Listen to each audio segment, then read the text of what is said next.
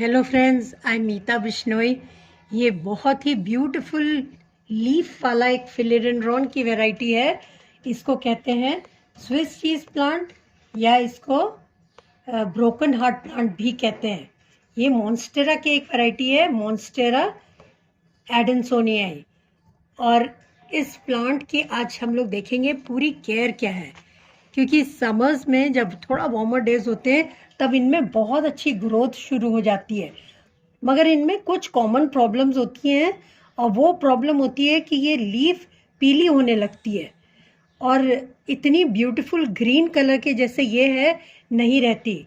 मेरे पास भी ऐसा एक प्लांट है जो मैं आपको अभी दिखाती हूँ, जो मैंने थोड़ा लोकेशन फ़र्क रखा था और उसकी वजह से उस प्लांट की लीफ, जैसे ये प्लांट है इसमें इतनी ग्रीन लीव्स हैं, देखिए सारी लीफ ग्रीन है, तो वो इतनी ग्रीन नहीं है। चलिए देखते हैं उसमें क्या फ़र्क है और क्यों ऐसी हो गई है। ये वो प्लांट है जिसकी मैं बात कर रही हूँ, और इसमें कुछ टहनियाँ तो एकदम ही सूख गई हैं, एकदम देखिए ये पूरा सूखी हुई है। ये लीफ ऐसी क्यों हो जाती है, इनका क्या रीज़न है? ग्रीन होनी चाहिए, ये साइड से सारी येलो हो रही हैं। येलो होने के बाद थोड़ी थोड़ी ब्राउन होती हैं और फिर उसके बाद ये पूरी लीफ सूख के ख़त्म हो जाएंगी।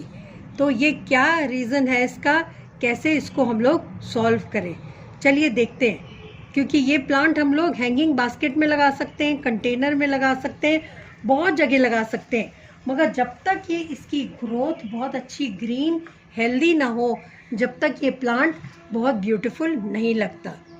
तो चलिए देखते हैं क्यों ऐसी लीव्स ऐसे हो जाती हैं। सबसे पहले ये प्लांट लोकेशन देखना पड़ेगा हम लोग को, आपने रखा कहाँ हुआ।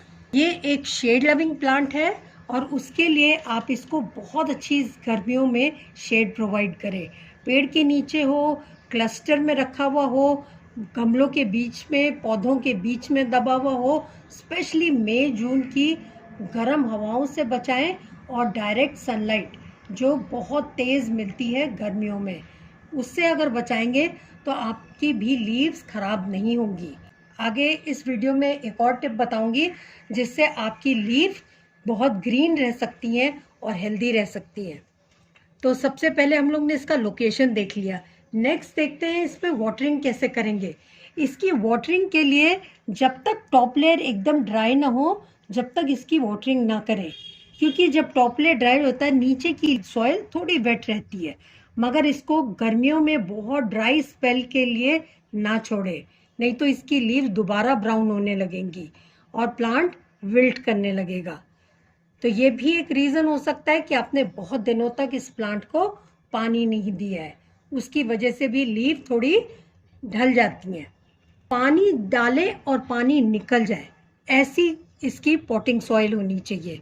उसके लिए आप ले सकते हैं 1 part sand, 1 part garden soil, 1 part compost और 1 पार्ट लीफ मोल्ड, साथ में नीम खली, बोन मील और फंगीसाइड। इससे बहुत अच्छी भुरभुरी सॉइल आपकी बनेगी, पानी ड्रेन हो जाएगा बहुत जल्दी और प्लांट बहुत हेल्दी रह पाएगा।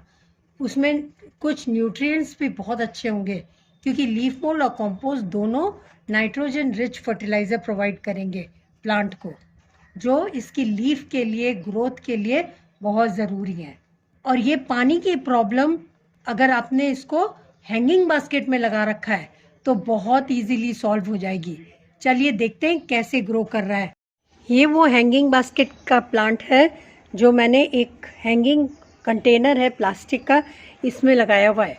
ये कई साल पुराना है और इसको मैंने बहुत सारी टहनियाँ लगा के बुशी करके बनाया हुआ है। हैंगिंग बास्केट में ये पानी की प्रॉब्लम कम रहती है क्योंकि पानी ड्रेन इजीली हो जाता है, मगर इसमें एक चीज़ का ध्यान रखना पड़ता है कि गर्मियों में इसमें पानी ज़रूर डले। अगर रह जाता है तो कई बार हैंगिंग बास्केट की जो ये लीव्स हैं नीचे तक ट्रेल कर रही हैं, ये नीचे तक ख़राब हो जाती हैं। एक और रीज़न मैं अब बताने वाली हूँ जिसकी वजह से इसकी लीव पीली हो जाती हैं। ये मॉइस्चर लविंग प्लांट है, ह्यूमिडिटी लाइक करता है। तो अगर आप इसको डायरेक्ट सनलाइट से बचाने के लिए अगर पौधों के बीच में रखते हैं तो पौधों से इसको ह्यूमिडिटी भी मिलती है।